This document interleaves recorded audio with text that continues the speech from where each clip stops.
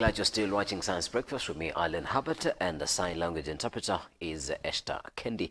Now, you've made it in time for us to look at some of the stories that are making headlines in the dailies, but also we are having our maiden conversation this morning, and we are asking ourselves, is the police a force the enemy of the people? And we're asking ourselves this question because yesterday around the afternoon, as you have seen in the news that are making headlines in the dailies, Kariuki, the mask vendor who was shot by a rubber bullet by a police officer, unfortunately lost his life. But also autopsies have shown that 4 of the people who died in the June 25th commemoration demonstrations died of bullet wounds. And also the utterances that have been uttered by the different police apparatus in this country and security apparatus in this country overall paints a grim picture of a police force that might be becoming the impediment to its populace. And this morning we are joined by a guest who is going to be helping us understand this whole situation and get to dissect what is happening in line with the security apparatus. But before we talk about all of that, I want to give you an opportunity to introduce yourself and tell us what you do and a general overview of what the country, the kind of mood that we find ourselves in as a country currently. Thank you so much. My name is David Oyola. Yes. I come from a political party called Movement for MDG, Movement for Growth and Development. We have elected members of parliament. Yeah. We have MCAs also. We are looking forward to increasing the numbers. So I'm a director there. I'm the one in charge of mobilization. Yes. And that's exactly where I am today. Because I realized that regardless of how much we can make noise, if we don't participate actively through political parties, then it will just remain noise. So we have to make it, you know, somebody once asked whether I can be able to define music. And they say that music is an organized noise. So if we agitate for things without proper strategy, where we can put our music, our noise into order through political participation, then you realize that we just remain noise. So I'm a director there. We are doing a lot of things across the country so that we give people opportunity, especially the young people who cannot participate fairly with the big boys in big parties, an opportunity to look for an opportunity to also express and give their people a chance to give them an option to choose. Yes. I like the part you say that you are a mobilizer. Probably you might have a thing or two to share about what either government and the young people are saying in our country currently, that somebody is mobilizing goons. I hope you don't mobilize goons.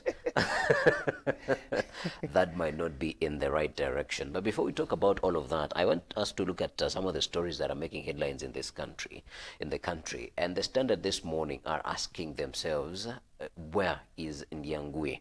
And Ndiangui is a famously known blogger who yesterday, the courts requested the Inspector General of Police to produce in the courts of law, but then the DCI boss, Amin, came out and said that, you know what, for us, we do not even know where the blogger is, and also we have interest in him, so he should come to us. Then what do you make of this headlining story in the Standard this morning? It's extremely concerning, especially lately there have been disappearances where people disappear. Others are found alive. Others are found either maimed or assaulted with a lot of injuries and torture. Others are found dead. And it's very concerning because it does not give us a good picture as a country. Remember, it didn't start yesterday. It started all the time around 2020, where there was a lot of abductions. There's another Indian who was abducted. His body was dismembered. Then there was another guy who was abducted. I think he was of a Somali origin. Killed, gari yake kachomeka. You remember there was it was a Range Rover. I remember those days. And that abduction formed a big part of campaign for 2022. Yeah. And the government that we currently have promised that there will no longer be no more abductions. And they said that there was a squad that was formed inside the police that was doing those kind of abductions and killings. Yeah. And the promise was that it will not be there again. When we see this trend still continuing, it is so concerning.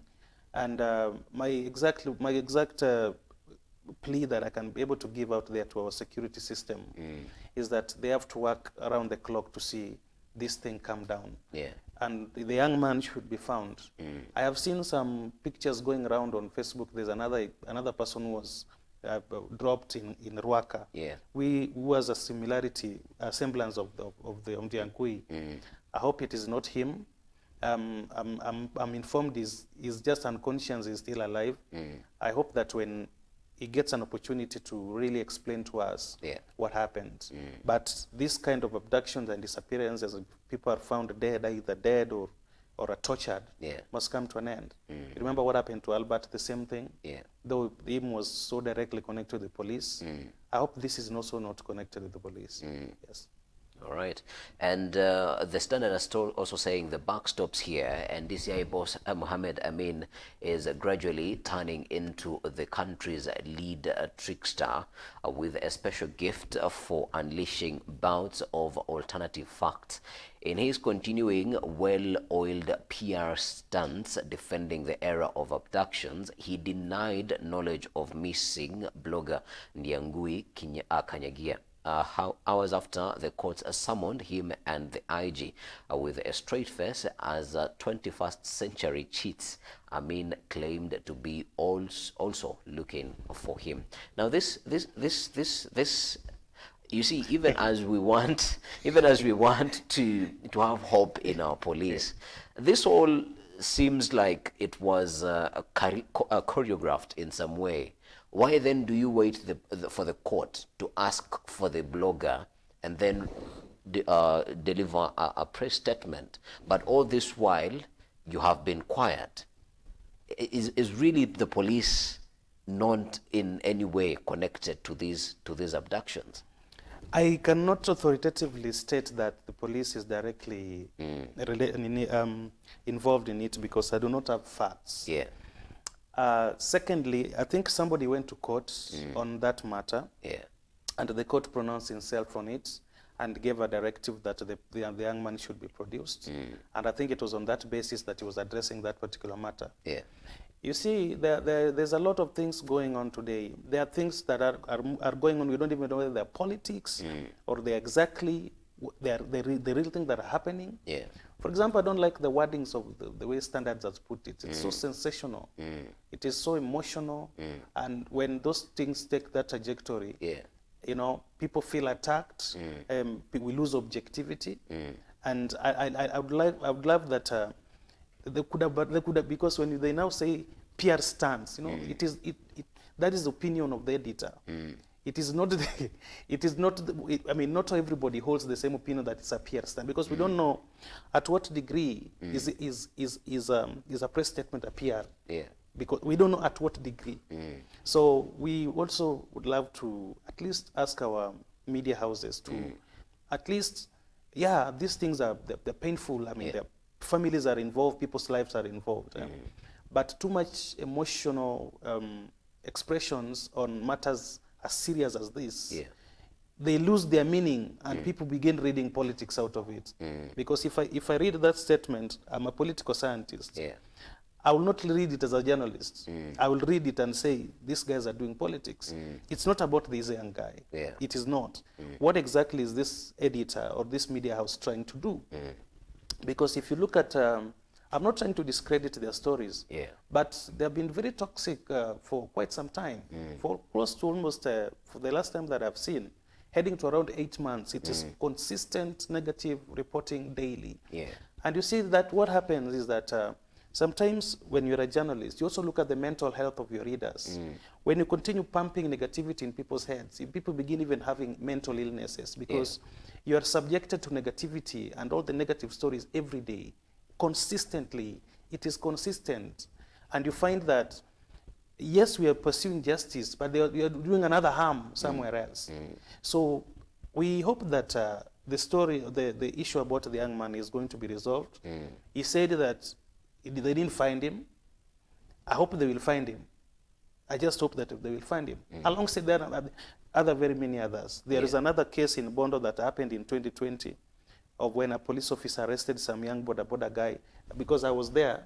And to date, the story, the young man has never been found yet. They don't know whether he was killed, they don't know what, because the police wanted around 40,000 for them to release him. By the time they were getting that money, they could not trace that young man to date. So those cases, it's only that a few of them get a platform where the media raises it. But truly speaking, the cases are many. We hope that this matter is properly resolved so that people feel comfortable living in their own country. Because these days you don't even know whether you leave your house when you're going to commune with your friends at night or somewhere or a party or what, or even a church. You don't know whether you get back home.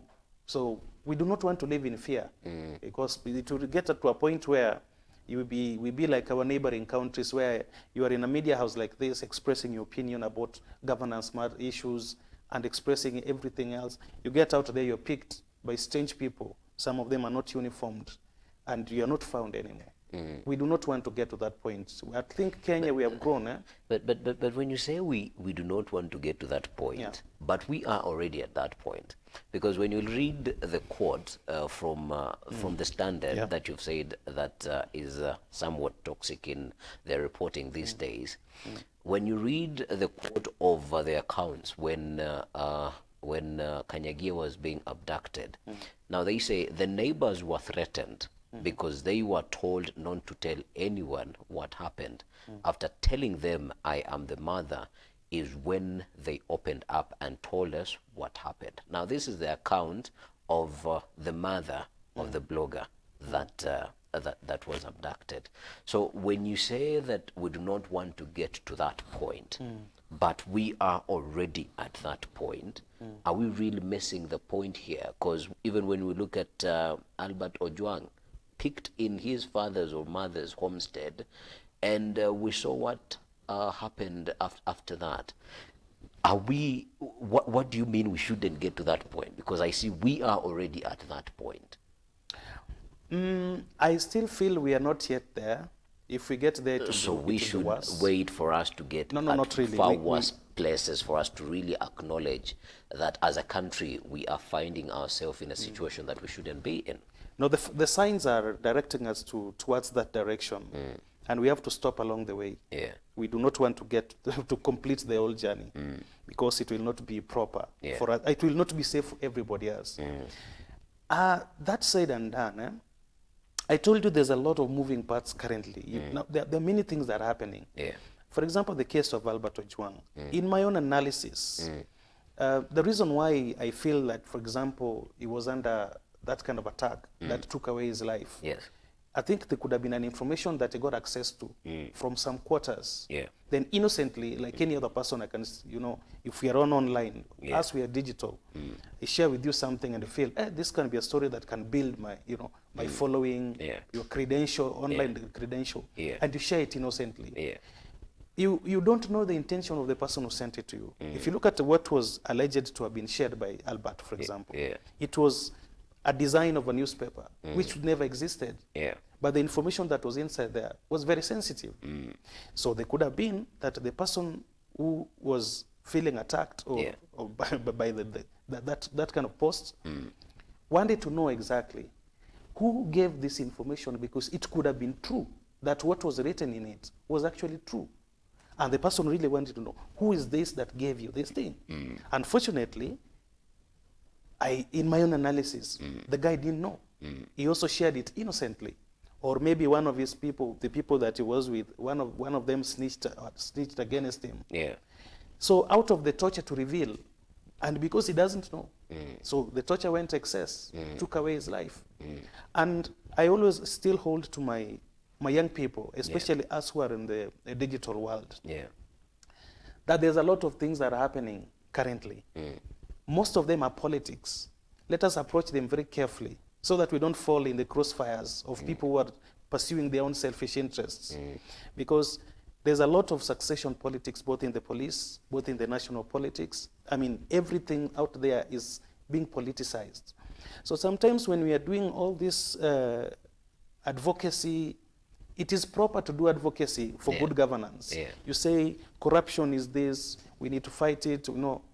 But there's always a red line. When you now begin saying, Oyola, you are corrupt, now I will feel attacked. And as a human being, I must respond to defend myself. Oyola, yes. in the same spirit, yes. For instance, right now, let's hypothesize, right now, I am calling you corrupt. Are you corrupt? I am not. So if you are indeed not corrupt, then why would you feel so much offended that you go to an extra mile of driving and ordering a whole police service to go pick somebody from Homa Bay all the way to Nairobi and leading to the end, to the demise of their life, hence ending a generation of somebody who might have basically, he was already a taxpayer, so he was of benefit to this country. I do not really want us to lose the overview of the conversation, but what I feel as if you are saying is you are, to some extent, justifying some of the things that are happening to the young people. That yes, do your advocacy, but sena msifinye sana.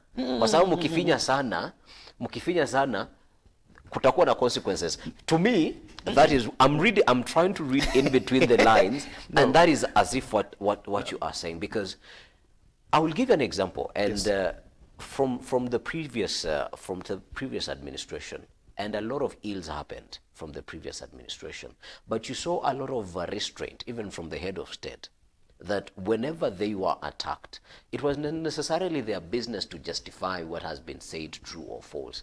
But why is it that this regime that we are in currently, that they have, or they feel the urge of justifying everything and sort of cleansing themselves and exonerating themselves of any blame? But yet they are the people that we are working with currently. And that is where the agitation is coming from. I'll tell you one thing. When you're a leader, for example, there are things that you cannot do. You cannot be corrupt if you're a leader. Not corrupt. Everybody is corrupt. A normal human being, you must be corrupted either way, either morally, spiritually, financially. I mean, you must. There's an element of corruption. I am not corrupt. No, you we cannot know that. I am not corrupt. Yes. When you're a leader, there's a chain of people eating on your name.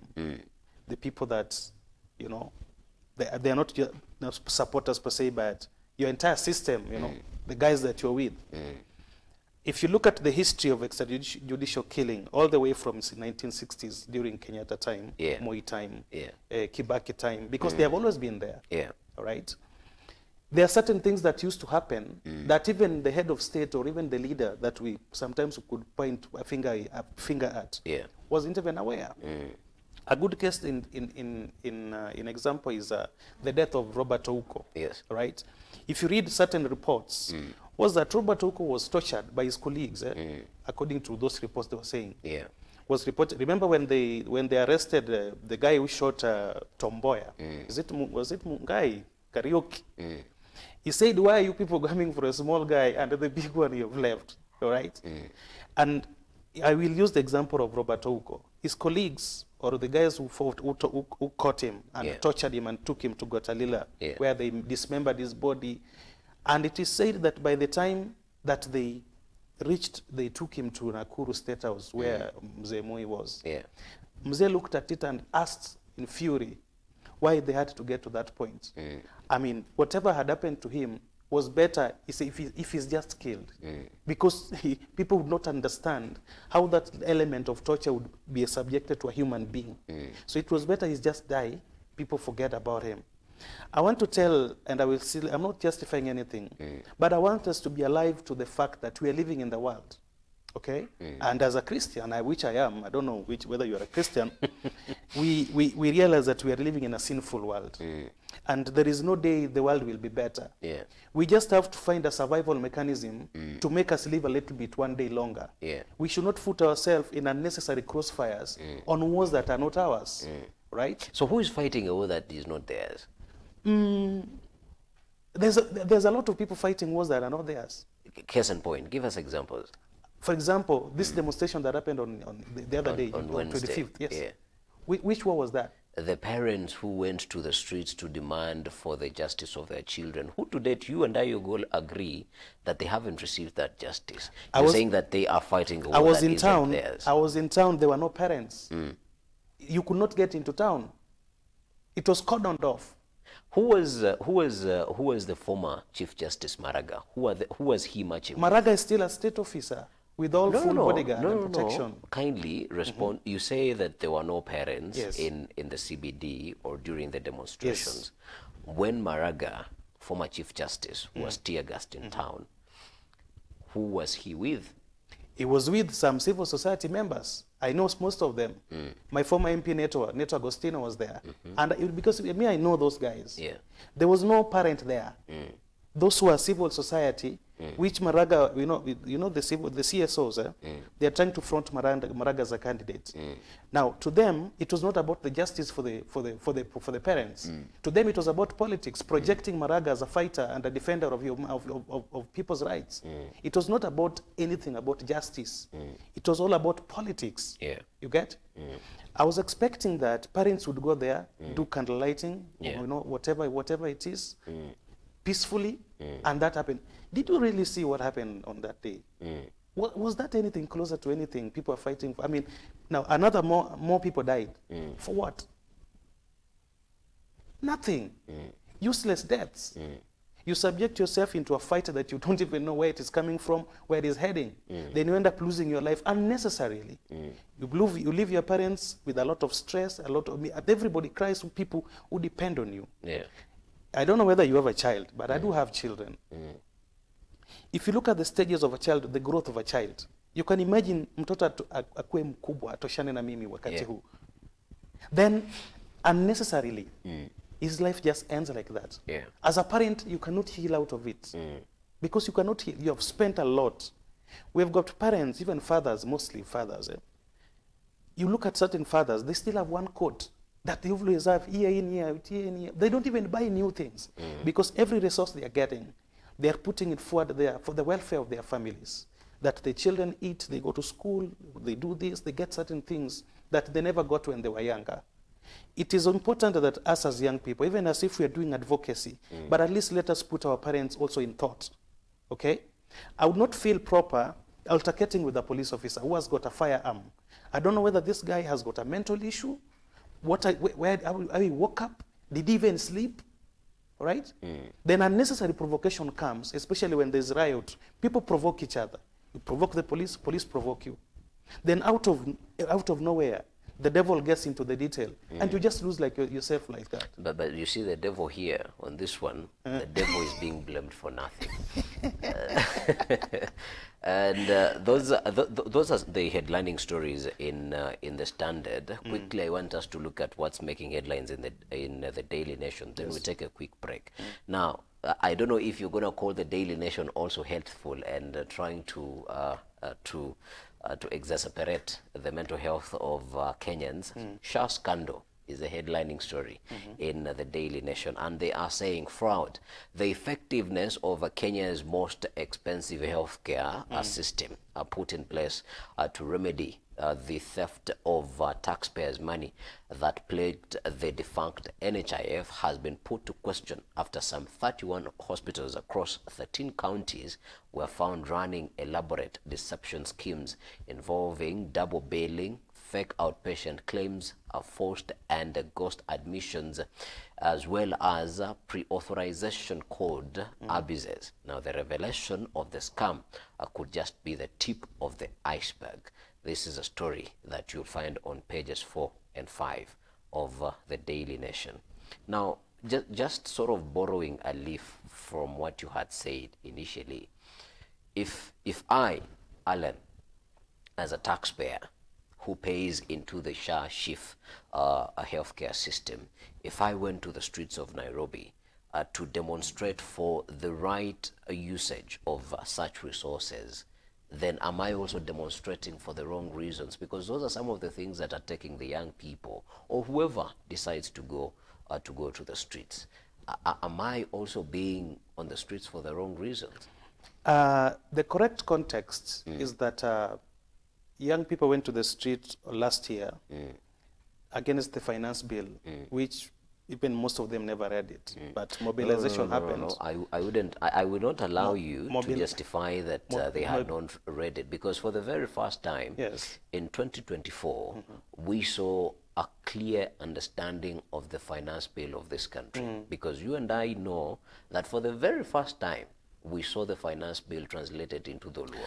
The reason why... Wait a minute. I want us to have a factual conversation. Yes, I know. So when it comes to uptake of the finance bill in 2024, we cannot compare it to 2025, because even the lady who tried to make it accessible, you and I know what happened to them. When? Last year?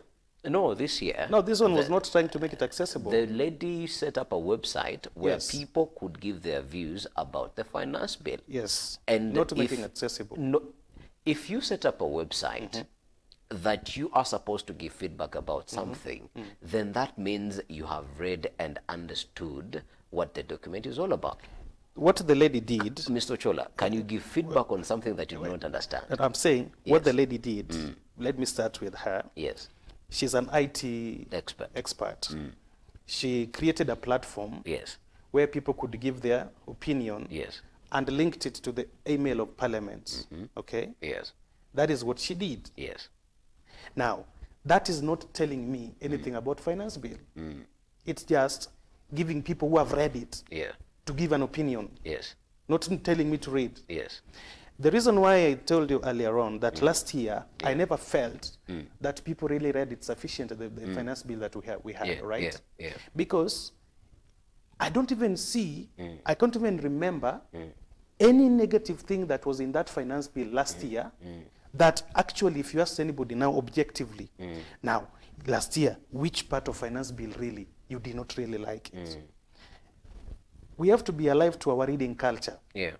Our reading culture is not so good. And you know that very well. No, I don't. No, do not put me a part of that, because then do not add me to that bandwagon, because I read. I know you read. I read, and you and I agree. And and I think this is what disheartens me the most, when we the young people also lose hope in the capacity that we have. You and I know we have one of the most educated generation. As per current. So if you tell me that our reading culture isn't the best, not the best. Then I hope you didn't get me wrong. I weep. Basically. No. I did not challenge the quality of our education, whether we are learned or not. No, it's not even about being learned. It's saying, about that a particular aspect of being able to read. Because if I asked you, today is on a Tuesday. If we say July. Now, the entire month that we had June, today is 1st July. How many young people have even met with a book reading? They're different from our parents. Mr. Oyola, they're different from our parents. You want me to walk with a book to show you that I am reading? No, we interact with the people. We interact. Us young people, we are very... Mr. Oyola, you're trying to tell me the kind of people you hang around with. No, they don't read. Because me, the people, people I hang around, they read. You see, maybe because because of the political movement that I make, I walk a lot. So the observations that I make is what maybe I'm biased on. All right? I'm biased on to that extent. But let's go to the SHA that you say. Scandal. When you go to demonstrate against that, the question that I will ask you is that the government has already identified that fraud, not done by itself, but done by fellow citizens who should be with us on the street, demanding for good governance. But look at even the citizens themselves. Now, what are they doing exactly? They're still defrauding the same system, the same thing that happened to NHIF. It is them who are doing. But the government has gone ahead to get the 13 hospitals. And they're still doing, I'm seeing Duale as at least it is one of the CAs that I'm seeing being a bit proactive on these things. He acted so quickly. And I like that he's doing that. But now it is the same citizens who should be joining us in demanding for accountability and good governance. And it is them who are doing that thing. When I go to the street to demonstrate, demonstrate to who? Against what? Because already the government has already taken action. The corruption is not done by the government. It's done by the private citizens. The best I could have done is go to demonstrate to that hospital. Either you bring it down or you take somebody takes it to court so that we follow also the law. We cannot work under anarchy. You see, there's a culture that is getting in where people are they're losing hope in state operators, and we think that by being anarchists, by deciding to take that direction. By deciding to take that direction, then we are doing the right thing. It might look so fashionable now, but if you look at it in the long run, it will come to hit us our own self. It is important that sometimes when the state agencies have already taken step in taking action against a certain thing, we allow them to do their work.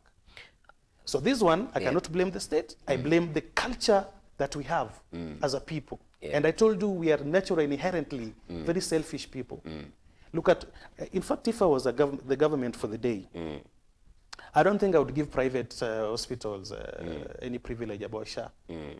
Public fully, and we equip them and make it work, make public healthcare work. Because these are all private hospitals. They are not public. I can't blame the government.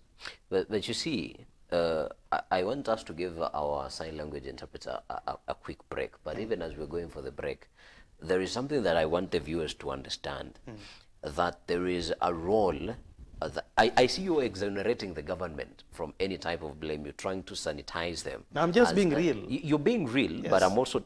I want to also give my my viewers a perspective that you are trying to sanitize what the government is. The buck stops with the government, and the Daily Nation has pictured the CS of health, Aden Duale, here because he is the top manager. And he's the one who raised the issue first. And he is the top manager of the health sector in the country currently. So there is no way that they will be exonerated from the blame. Other stories that are making headlines in the country, in the nation, 45 arrested over deadly June 25 protests, the DCI has said. Also blow to Joho family as the court quashes order on 5.8 billion grain facility at the port.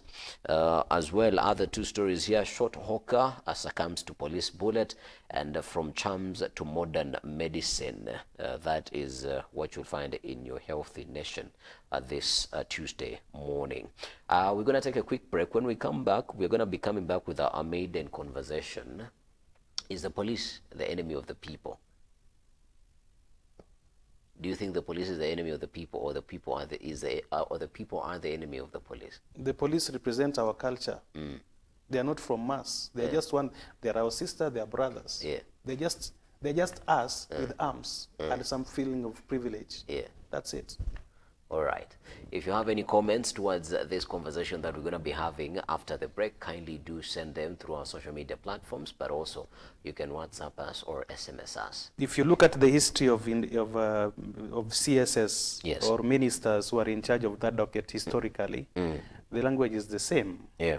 Remember during Matiang'i, when he was a CS, he said that he's going to go hard on people and people should not tell him things about human rights. If you can remember that statement, if I don't misquote him. And it was that period that quite a lot happened that we don't want to go back to. If you look at Michuki, the same language. I don't know which CS has ever had any kind words in terms of, which sometimes they are right words in their own operations, but you should not give it to the public. They should talk it at their own, because if you listen to what CS Murkomen has said, and you read the law, the one that governs the use of firearms, he has quoted exactly the way it is written in the law. I have it here. I don't want to read it. That the police officer can use firearms to protect himself or the next person whose life is in danger. Okay? though the property is not covered in it, but it's about the life of a police officer and the life of a fellow citizen. If your life is in danger or his life is in danger, you can use it. Maybe as a deterrence, which should be as a deterrence, not really to actualize the death. That is what my opinion would be. But if if another person, excuse me, is that nature trying to question the things I say? No. Sugar. Feels like nature is putting really. you in check. I'm trying to balance the usage of sugar on my throat. So if you look at the law that governs the use of firearms, the CS is actually very right. He has not said anything outside the law. But the only thing I would urge our police officers is to restrain themselves. There's a lot of things that they should not find themselves inside it. I don't agree with what he's saying in terms of taking life. Even if it is a criminal, the law does not allow anybody to kill a criminal. You're supposed to take them through a judicial process so that they also argue their part, right? Because it's through that argument that a lot will come out, which can also act as a deterrence or a lesson so that the next offense is not committed. It's not all about just you're a criminal, you're dead. It's about many other things that come out of the whole judicial process. You have to follow the judicial process. Yes. When you were doing your introduction, you said you are a mobilizer of a political party. And when you talk about mobilization, this mobilization will agree with me sometimes either positive or negative when you have to push a particular agenda of a political party. Kindly paint a picture for us what really goes into mobilization. And I ask you this question because you and I have heard, and our viewers have heard, that youth were mobilized, goons were mobilized to destabilize the Gen Z protests and all of that. What really goes into, paint a picture for us, what really goes into mobilizing a crowd, either for a positive thing or for a negative thing? Mostly all the negative thing is criminal. That's what I'll not explain. I thought you wanted to say that mostly mobilization isn't for a good thing. No. All mobilizations are always for a good thing, depending on the person, of the interested person. If you're a politician, I mean, even in a church, if we are going to do a crusade, you must mobilize. Even in a mosque, you must mobilize. I mean, even when you have a family meeting, you must mobilize the family members. Could we also bring in the political mobilization? Because that is where our interest, that is where our viewers would have interest. Because when we mobilize, you said you have children. So you mobilized people to help you convince your wife to come and stay with you. That is for a good cause. Churches mobilize when there are harambes. We've seen people being mobilized to contribute money. That is all right. But I want us to restrict ourselves, because you are a mobilizer for a political party. And this morning we are having a conversation about how the police are sort of becoming the enemy of the people. And one of the places that probably is forcing police to retaliate towards the people is these mobilizations that are happening, and people who aren't supposed to be at protests come into the protest. So what I'm really wanting to understand is what really goes into a mobilization. Who decides who gets mobilized and who doesn't get mobilized? Because I believe you have the experience and you have the knowledge. Kindly bring us into that world. The person who dictates who should be mobilized is the political figure in that entire system. And mobilization is done not only to show support, but also to show power. Okay? That I have a whole huge mass of people that are following me. Hey, don't just take me like that. I also have people behind me. And so when you do mobilization, it depends on, even inside the political mobilization, there are quite a number of things, the reason why people mobilize. You could mobilize people politically to talk to them, to convince them. Like sometimes when you do them in the rurals, if you're going to another village, you talk to your coordinators there, they bring even 100 people. You want to talk to them, you convince them so that they can be able to support you in terms of giving you votes. Yeah. There could be a political mobilization again for a political rally where there are several aspirants. And you see every aspirant mobilizes his own people. Yeah. So that by the time he stands up at the podium, there are people to shout for him. Not shout at. There's some semblance of support down there that, but that is the shouting. No, that's not shouting. You know, when you shout at okay, somebody, you don't cheering. Cheering. Yes. There are some cheers down there that shows that he has support. He has got support. Yeah. There could be another political mobilization where you are meeting different opponents. Yeah. And now, you want to disrupt. Now that one you have to disrupt. That one you have to do three. In fact, not only three, around 5 levels of mobilization. Yes. The first basic mobilization is having a critical mass. People who are going to cheer you in the crowd. All right. The second mobilization is your security system, where that because there are different opponents, there could be a misunderstanding in between. Scuffle can erupt. Yeah. So your protection and your security and the security of your logistics in terms of cars that you hired, your staff, those ones. The third mobilization. Yeah. They're not your security per se, but they are your insecurity. Now that is the one that you wanted exactly. give us context. They are not your security, but they are your insecurity. To throw your opponent off balance, right? You destabilize their security, and you throw them off balance. Where you appear like a warrior that you can fight, and nobody can tell you anything much in terms of, like you're not a pushover. Okay? That is what if you look at those demonstrations, the Fimbo guys get in. So that you become invincible. That is for your invincibility. The fifth level of mobilization, and this one is on the entertainment section. When I'm going to a function where we are vying on the same seats, I will not only mobilize the first 4 cadres of those people, but I will also mobilize the guys doing entertainments. There could be women group. When you want naimba, they sing there. You know? When you get in, they dance with you, they sing with you. Like those women who are dancing with Kangata during the campaign the other time. That's part even of the it. head of state. Even the head of state. The MC for the event is the most important somebody who's supposed to be mobilized early in advance. So that just when you're coming, he shouts your name. Alan, our son, we love you. Hapa ni kwako. Feel free. You know, psychologically it gets into people's heads. Oh, this guy is very popular, right? And another person that is supposed to be mobilized, the DJ, where you've given him your music, the one that umeimbwa. So ukikuja anakuwekea, the MC speak, the women dance, your support base. So it's a whole process. It is a whole system of mobilization. So after understanding those, and thank you very much, after understanding those tiers of mobilization, then the question, and I'm headed somewhere. The question is, does money exchange hands? Extremely. Politics is very expensive. Extremely, very expensive. All right. Don't let nobody lie to you. Politics is very expensive. Okay.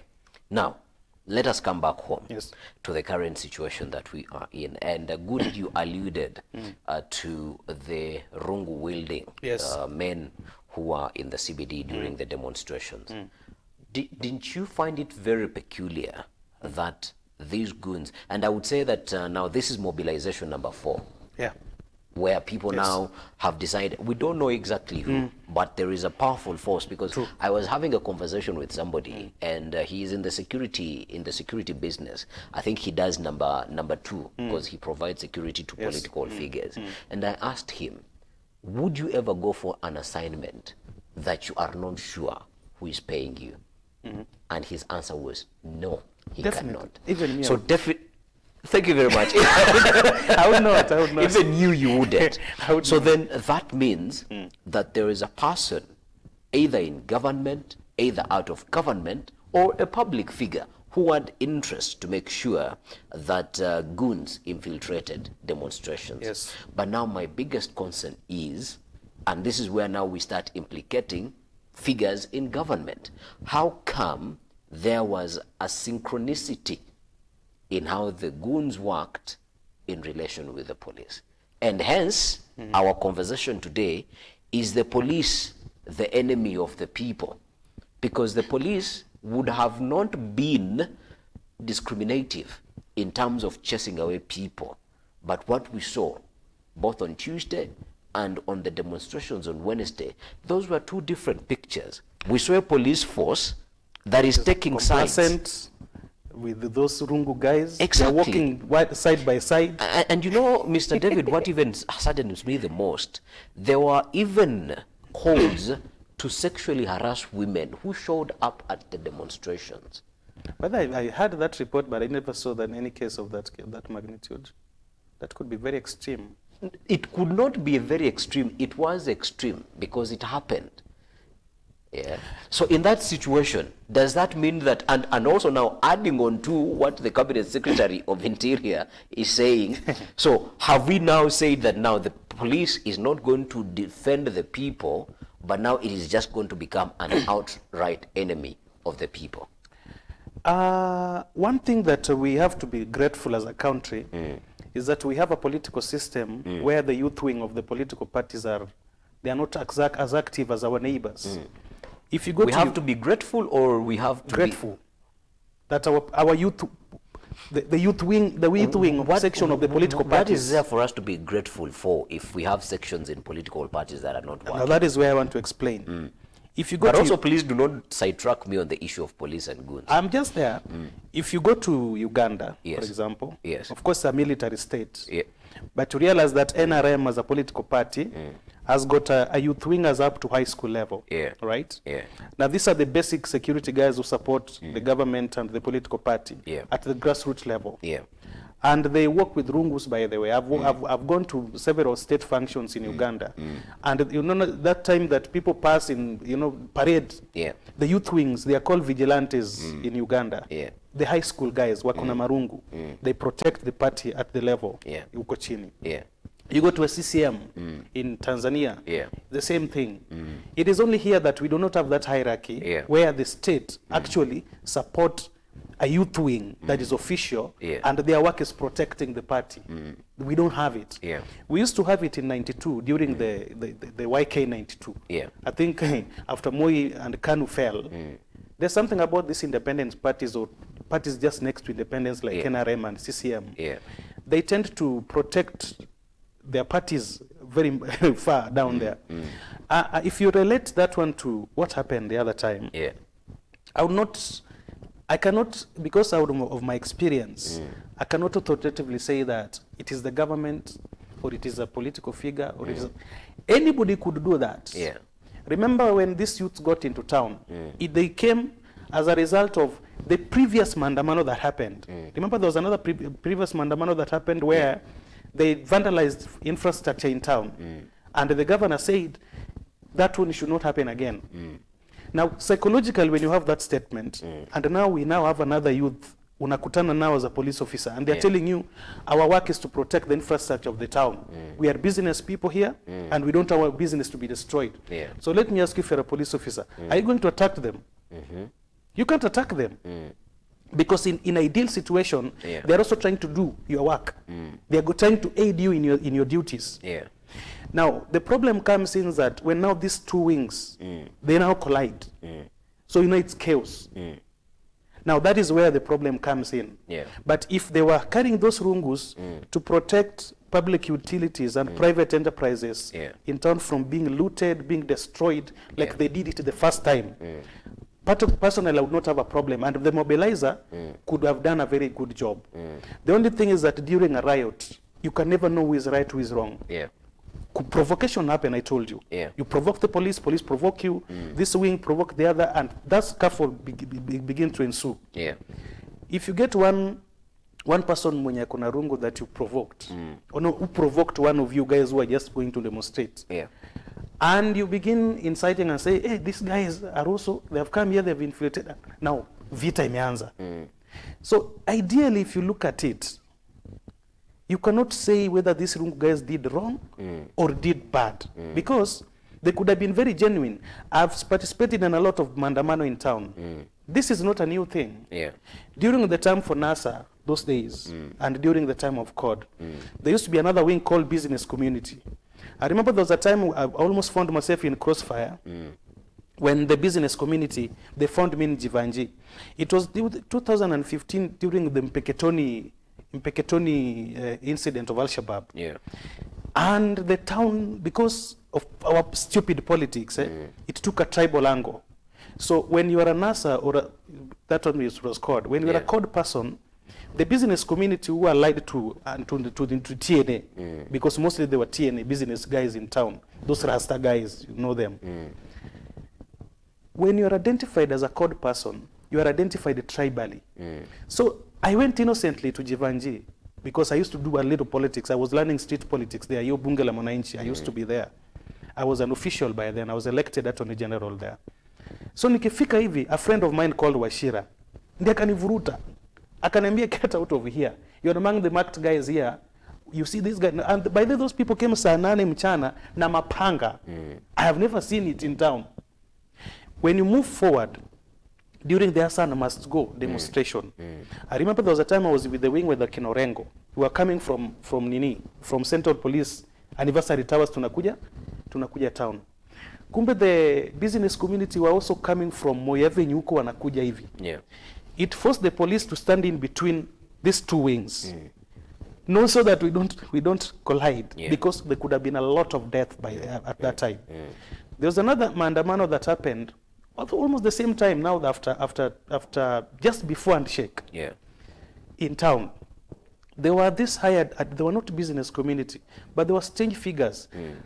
Until they hit some guy. There used to be a dancer in ODM, some mzee alikuwa amevaa machungwa mingi kwa kichwa. I don't know whether you can figure it, you can remember him. I cannot. You can't remember.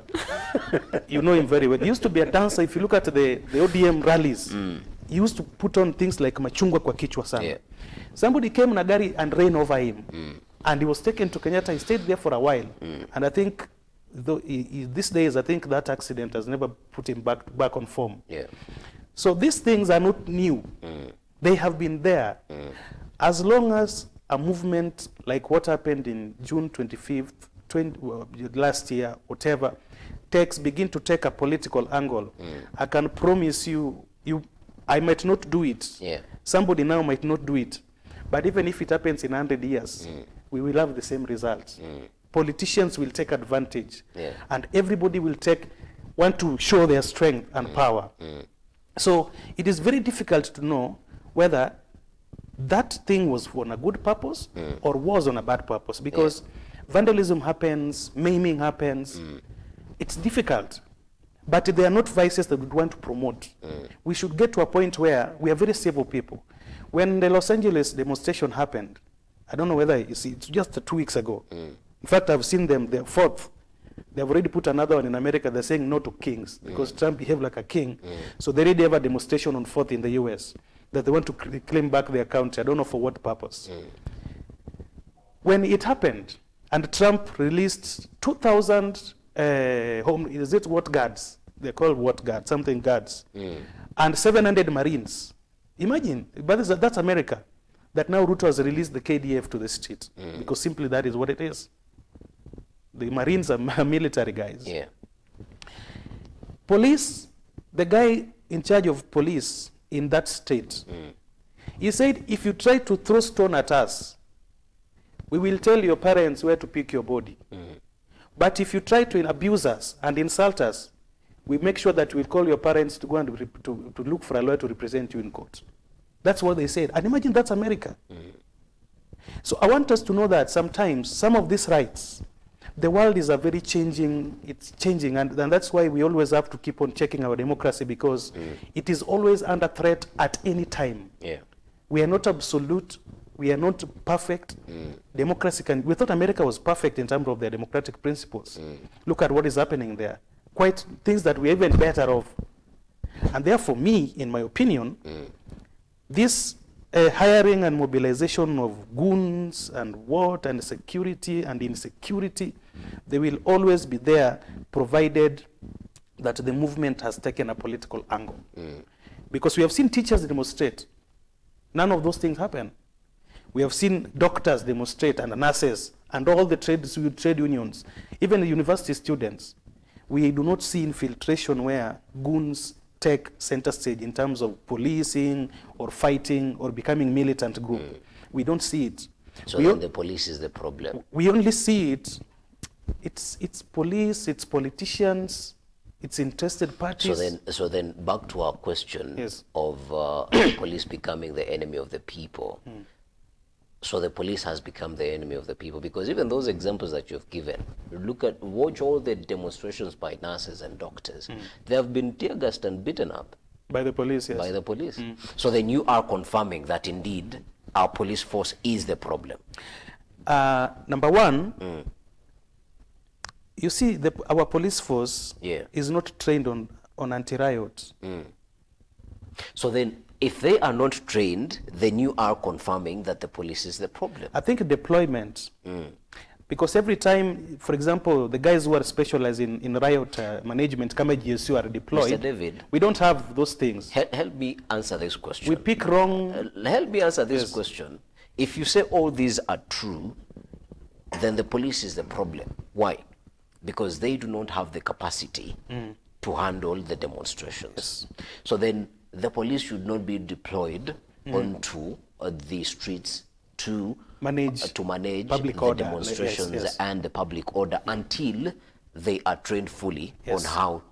So hence, somebody who is quote unquote bright decides, let me send you goons to help you do your job. Is that what we are saying? Is that what we are saying? I did not say that. No, I am drawing conclusions from what you have said. But anyway, even if you do not want to say it, the viewer will be able to tell us exactly what they think. But as we are winding up, this is what I would like for us to look at as a country. You have said that we aren't from a perfect democracy. And I agree with you on one point, that democracy evolves on a daily basis. How Uganda, Tanzania, the DRC, and all other African states and other countries across the world, how they look at the democracy might not be the way that Kenya looks at democracy.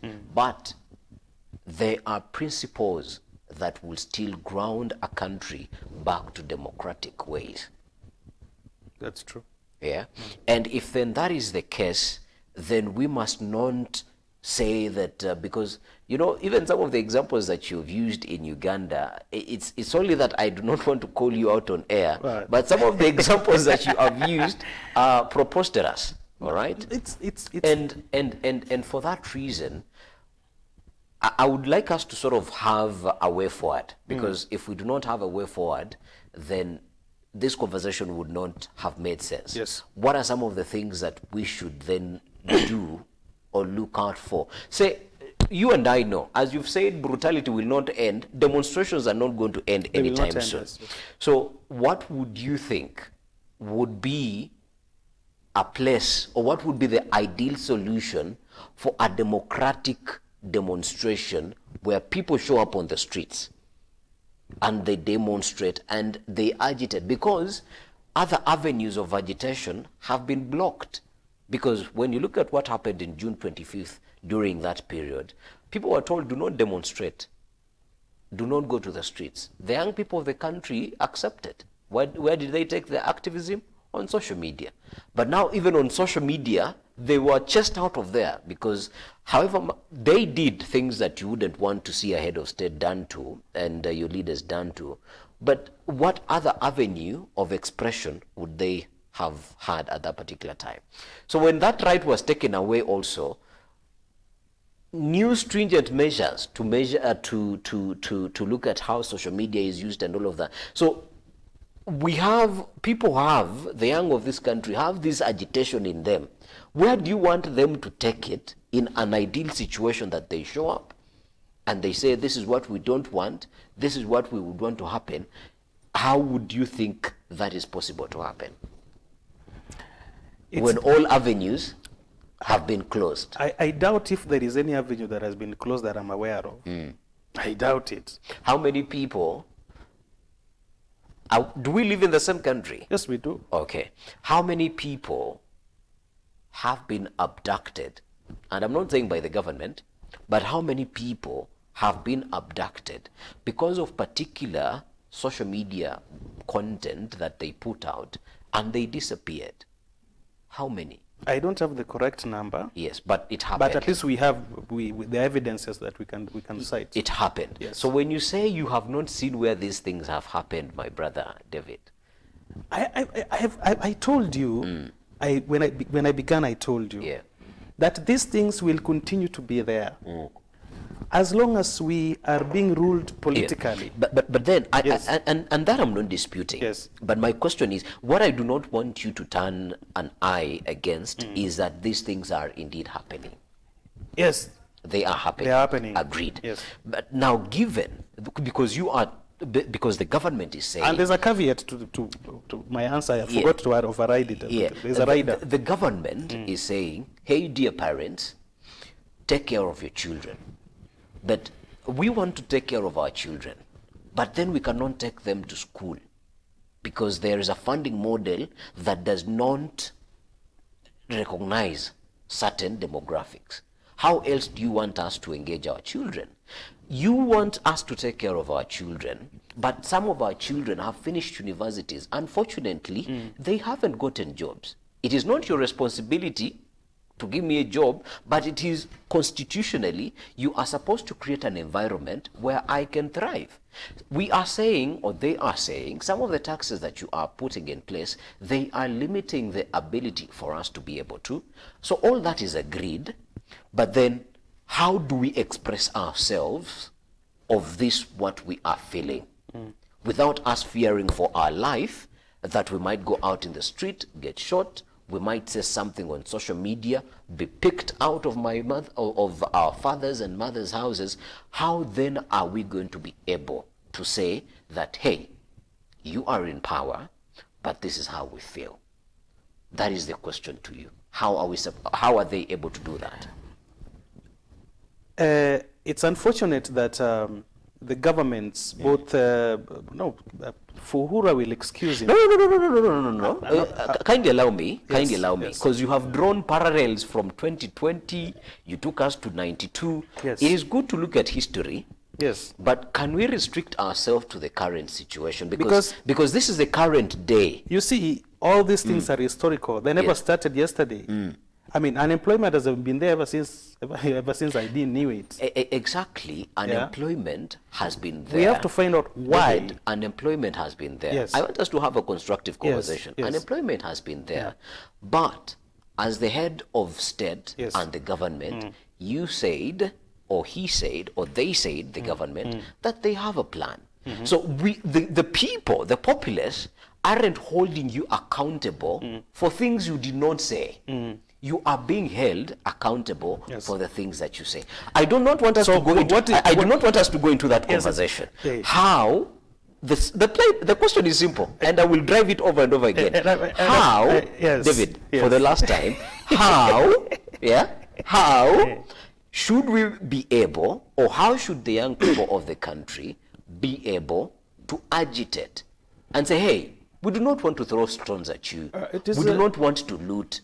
But this is how we feel. I agree. It's unfortunate that that agitation is being lauded by politicians, and to them they're putting it in they're putting the entire thing in their selfish interest aspect. Which even if they get to power right now, the following month they will be again must go. You see, because these things are systemic. David, you are going out of the question. No, they are systemic. You are going out of the question. You see, the reason why I'm saying they are systemic. Listen, David, for one last time, we understand that unemployment is systematic, that all we are in hard times as a country, we are not collecting enough taxes. All of that is accepted. All of that is agreed. But as these things are happening, there is a way we are feeling as the populace. You are having a crackdown on all avenues for us to be able to showcase our dissatisfaction with the government. We do not want to throw stones at the police. We do not want to loot fellow Kenyan businesses. My question is very simple to you, David. How do you think the young people of this country should be able to show that they are dissatisfied? Good. Number one, they should continue. Now you are talking. They should continue with their online activism. Yes. Okay. Because we have realized that when it goes physical, it turns into something else, right? And we don't want to lose more life. Agreed. How then do we safeguard their lives? Because if now they go onto social media and online activism, we are seeing, for instance, the top headlining story in the Standard. Yes. So how do we then guarantee their security as well? That's a very difficult question. Exactly, and that shows you, I'm putting you in a corner for you to realize that unfortunately we are in a place where nobody wants to listen to anybody. Yes, the young people don't want to listen to the government, and the government don't want to listen to them. So then where are we left as a country? That is the final question. Where are we left as a country? And me, that is that's my extreme worry, because if we continue like this, we are going to normalize disorder, and it will not be a good culture to us. Both internationally, it will affect. I mean, it will affect a lot of things. You don't be shocked that if we continue with the same disorder, even certain countries will begin. You see the way US is very reckless. Same, but no, Kenyans cannot come here. Okay. The US is not reckless. I'm just giving an example. Of course, Uganda, those ones we can still go through another bush and we get there. But we're looking at where, with our reputation, you know, our democracy is admired across. The way we are freely, we can express ourselves freely. I will tell you, Alan, I know you have traveled. You know, sometimes we can look at our country and we think we are living in hell. By the way, we walk out here. By the way, David, now you see, you are speaking as a typical politician. Okay, you say no, truly. Politics. You are speaking as a typical politician. Yes. If you are really listening to what the people are saying, I'm listening to them. They are appreciative of the country. Yes. Let me go personal. Let me go. They love their country. Let me go a little bit personal. If you are in a marriage, all right, and you have the most beautiful woman, but unfortunately they do not know how to cook, are you going to look the other side? I'll put a maid. No. You might not put a house manager, but you would put mechanisms in place before you resort to that. As a responsible husband, you will try and remedy the cooking skills of your wife. But you're not saying, I do not like or I no longer love my wife. And that is the same thing that Kenyans are doing. They are saying, we love our country, Kenya. Because if you see the wars that they fight on social media, they said they would never want to spend a day in Uganda. They would never want to spend a day in Tanzania. Or even Somalia. Or even South Sudan. But because of the love that they have for their country, this is why they are showing up consistently. You see, Alan, we cannot really... And if the government really loves its country as well, then... You see, Alan, you see this 10%, this so-called Gen Z. No, they're not so-called. They are young people of this country. No. Because they are mixed up. They are millennials who have also overlapped into them. So we always call them Gen Z uprising. And by the way, also let me get this But everybody arrested, you look at them and say, this one is not... The Gen Z, I think you have to look for something that would move, because when you look at across the world, there was this uprising of young people. But whoever is on the streets is not only the young of this country, but also millennials are in there, because honestly, Maraga is not a Gen Z, but because they wanted to find a common grounding, so that they can move this movement. Because if this was called the Millennial Revolt, who cares about you, a millennial? Who cares about me as a millennial? We are the majority. We are the majority. You are in the majority, but we are not going to get into that conversation right now. I'm looking at it in terms of because you see, as I told you, and I will repeat it as a way forward.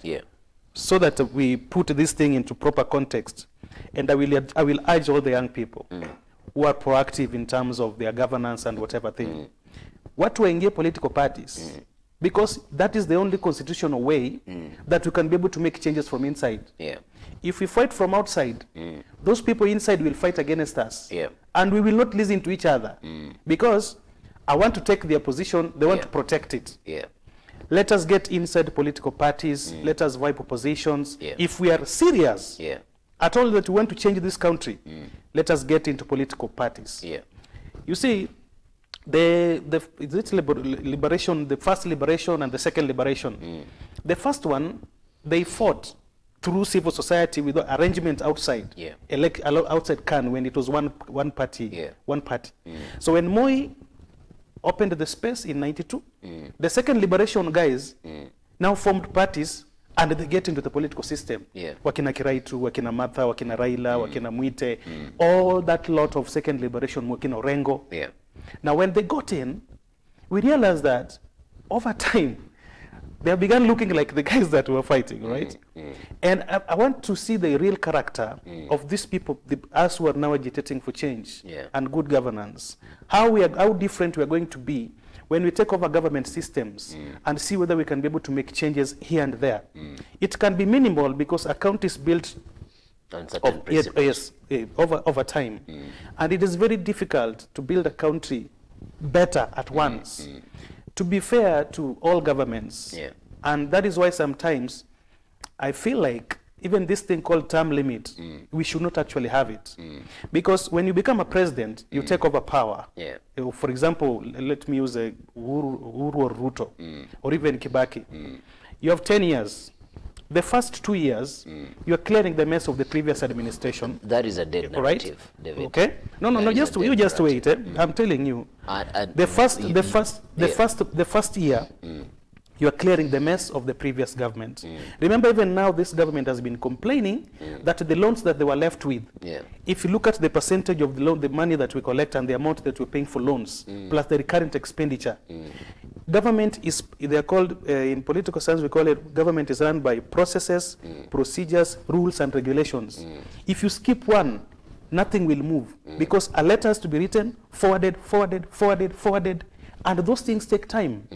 You cannot just get into government pap and cut wage bill. Unasema nyinyi wote tumewafukuza. People will go to court. Because David, I'm not going to. I'm not going to finish. allow, I'm just finished. Just let me finish it.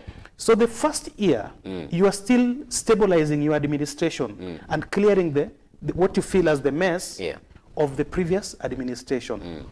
The final year, campaigns period is imeanza.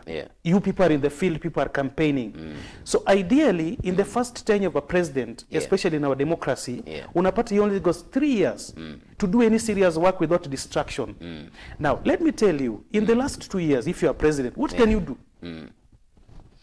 If you cannot do anything, no. Listen, and we are winding up because time is overspent.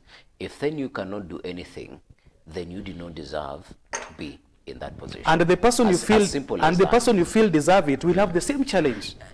If they too cannot do anything, then let's agree we have a king instead. They do not belong into that position. We have a king. David, we cannot have kings. Kings are over. But Saudi Arabia's got kings. Then we are not going to borrow. Well. We are not going to borrow other people's ways of how to look democracy and bring them into our country. You've lost my. You've antagonized my thought way process. Forward. You're talking about as we are concluding, because I do not want our country to head into that direction, believing that a leader needs to be a lifetime leader. Listen. There are systems in government, as you've already clearly said. And there is a whole committee that is put into place to help the president, the incoming president, move on to the next level. So those are the things and those are the apparatuses that we are supposed to to work with for us to be able to move government onto the next level once a new government comes in. But also you and I know that let us beg ourselves to this example of the current government that we have. 60% or 70% of the people that we have in the current government were part of the previous government. So there is nothing new that they are going to come and find in government that they do not already know manifesto to run.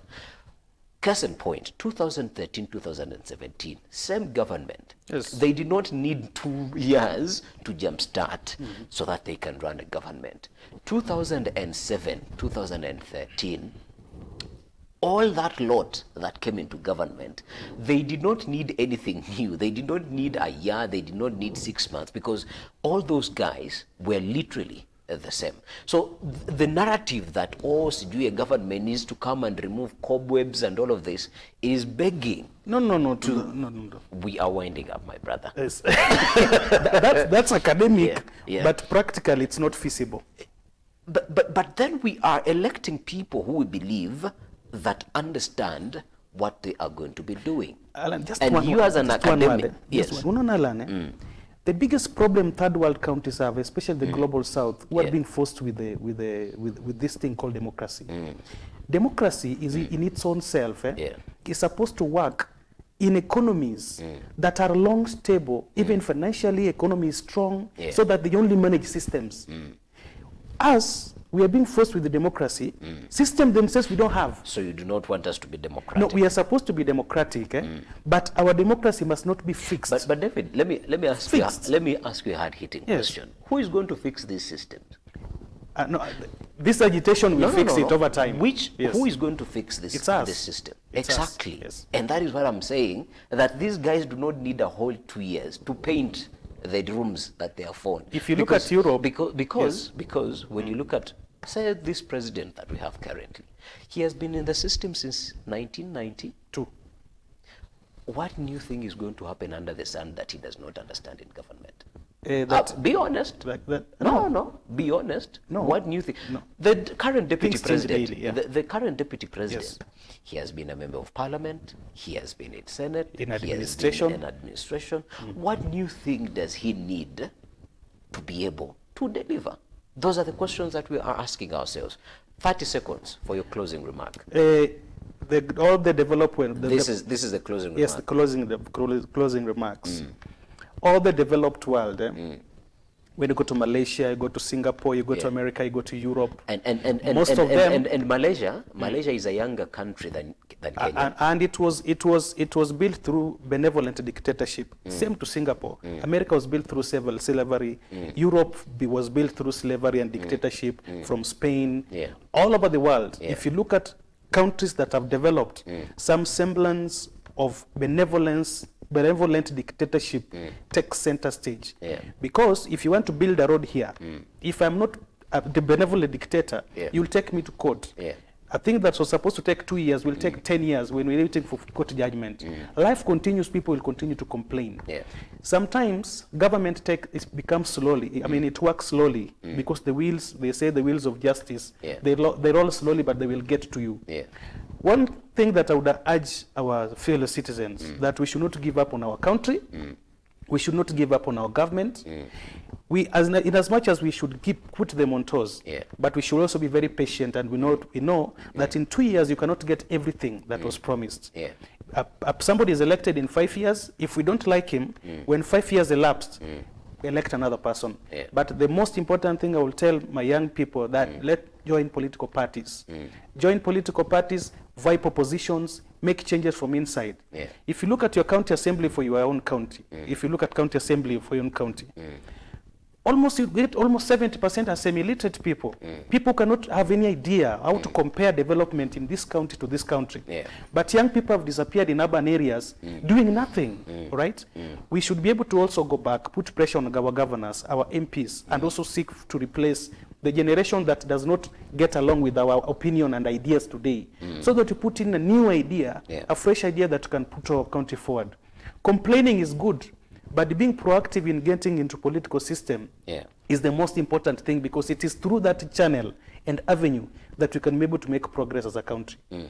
Street will not help us. We will eat ourselves. At the end of the day, we have wasted time. Our reputation is gone. Our wealth is gone. Our property is destroyed. Our trust to the government and order destroyed. We have to be very measured in the things that we do out there, so that we're able to retain the Kenyan state. All right.